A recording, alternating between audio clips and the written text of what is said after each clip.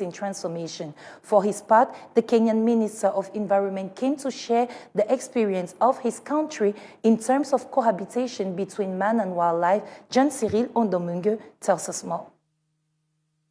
Facing the Prime Minister on Thursday, the Gabonese Employers Council came to take stock on the reforms implemented for the benefit of economic operators. The aim is to accompany the government in the deployment of the plan for accelerating transformation. In a second phase, the head of government met with the Kenyan Deputy Minister of Tourism and Wildlife, who has been taking part since Wednesday in Libreville in the National Conference on Human-Elephant Conflicts. This was an opportunity for the latter to share the experience of his country, where men cohabit in perfect harmony with elephants. My country has more than 10,000 square kilometers dedicated to 36,000 elephants, less than that of Gabon.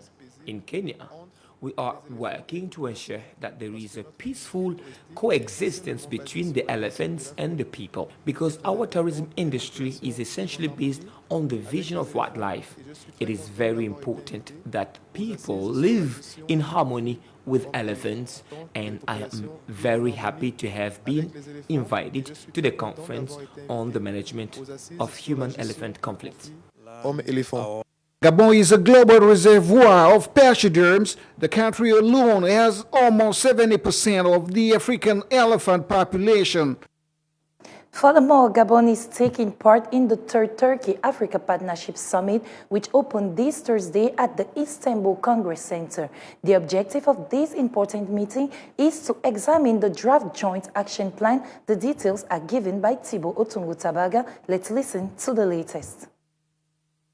On the first day of this meeting, it was a question of discussion between senior officials, a meeting of technicians that prepares upstream the ministerial meeting scheduled for the second day of the summit. This meeting of senior officials allowed us to examine the draft of the joint report on the implementation of the Turkey-Africa Partnership.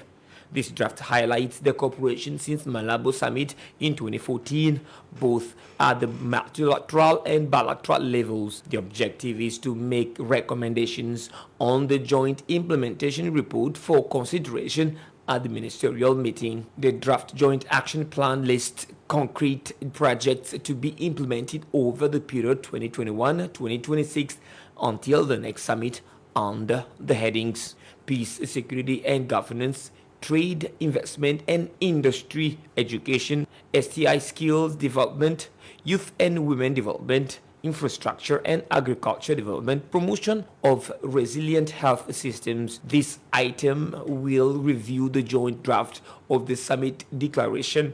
The objective is to make recommendations on the draft declaration for consideration at the ministerial meeting, and finally to consider the draft agenda and work program of the summit presented by the African Union Commission. Gabon is strongly represented during this strategic summit by the presence of several members of the government: Minister of Foreign Affairs, Minister of Health, Minister of Agriculture, and the Minister of National Education.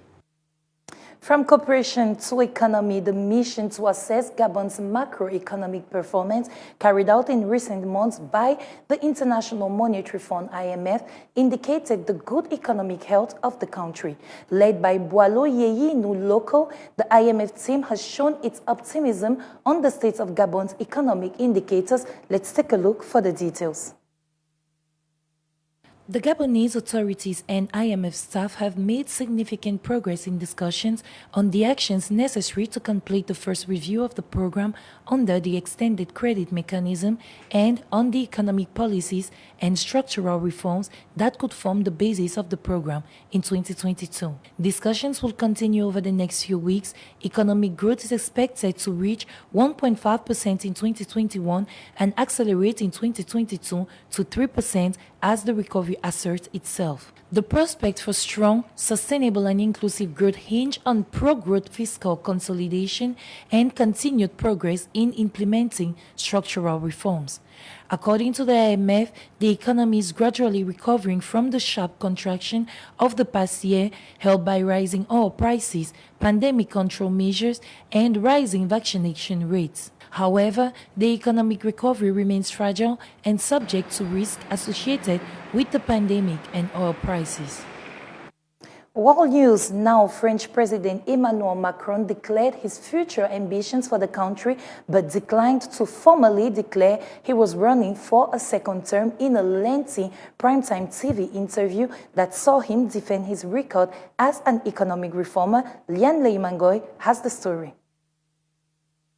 After a rare 2-hour press conference last week to outline his European ambition, the 43-year-old head of state sat down with journalists from the TF1 channel, accompanying a head of next April votes heads up.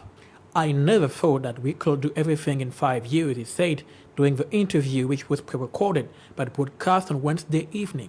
But he argued he needed to stay focused on governing before giving a firm and sincere response about his candidacy to the country. Like his predecessors, including François Mitterrand and Nicolas Sarkozy, observers say he appears intent on playing for time, using the presidential megaphone and the benefits of his office until as late as possible. Recent gains on the polls for some of his opponents next year might also explain his sudden willingness to open up to the media after years of keeping journalists at arm's length. Last week, a poll by the Alab Survey Group showed the former investment banker losing the second round of election on April 24th for the first time to right-winger Valérie Pécresse from the Republican Party. Pécresse, a combative head of the Greater Paris region and a former minister under Sarkozy, has enjoyed a huge bounce in the polls since clinching a party's nomination on December 4. Unemployment in France fell to 8.1% in the last quarter, down from 9.5% when Macron was elected, but remains above the average on the other countries that use the euro. Last information before the end of this newscast, the U.S. Federal Reserve on Wednesday announced amid the rising inflation a faster tapering of the central bank's asset purchase program that began in January. For more details, we'll listen to Thibaut Tungutabaga, who has the hints. The Federal Open Market Committee, the Fed's policy-making committee, said in a statement after a 2-day policy meeting that supply and demand imbalances resulting from the pandemic and the reopening of the economy have continued to contribute to elevated levels of inflation. In the light of inflation developments and the further improvement in the labor market, the committee decided to reduce the monthly pace of its net asset purchases by $20 billion for Treasury securities and $10 billion for agency mortgage-backed securities, starting with the mid-January purchase schedule. In addition, the statement said that the committee judges that similar reductions in the pace of net asset purchases will likely be appropriate each month, but it is prepared to adjust the pace of purchases if warranted by changes in the economic outlook.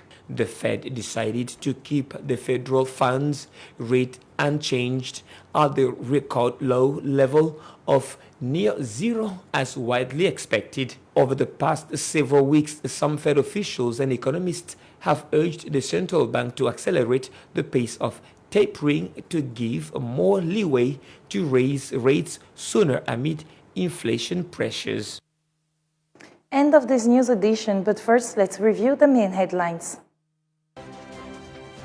The mission to assess Gabon's macroeconomic performance carried out in recent months by the International Monetary Fund indicated the good economic health of the country. Also, we saw that Gabon is taking active part in the third Turkey-Africa Partnership Summit, which opened this Thursday at the Istanbul Congress Center. I am Eva MBALLA, your humble host from Monday to Thursday for the 7:30 p.m. and 10:30 p.m. news editions. Thanks for staying faithful to our newscast. Information continues on G24 and our social medias. Subscribe, share, and follow. Special thanks to our news director, Richard Songoma, and the entire team. For now, take care of yourselves. Goodbye.